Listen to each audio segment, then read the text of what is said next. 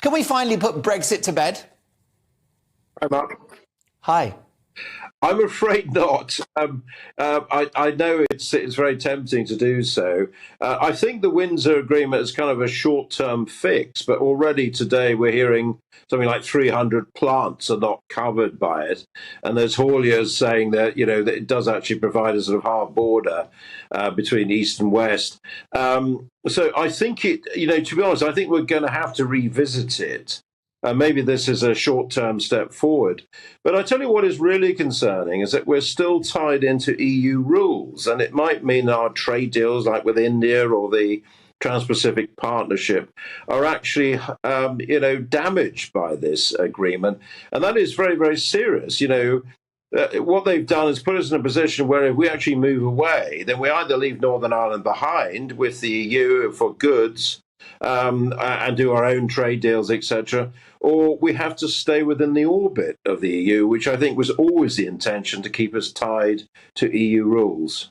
However, David, isn't it time we held our nose, accepted this deal and moved on? After all, many Eurosceptics have argued that if they'd been offered this deal 3 years ago, they'd have bitten your hand off.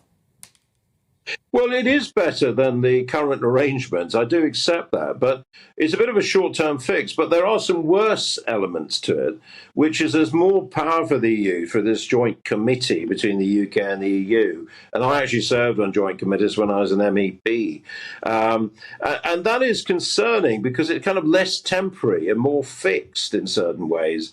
So I think we're going to have to see how it plays out. It has been passed through the Commons. Very strange procedural device to use a statutory instrument rather than an actual act of Parliament, which you might expect.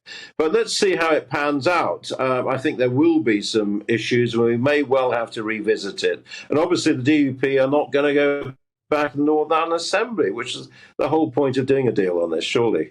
There's been something of a drama in Westminster today on WhatsApp. Yes, WhatsApp has reared its ugly head again. This time, the ERG WhatsApp group. Now, the ERG is the European Research Group of prominent Tory Brexiteer backbenchers.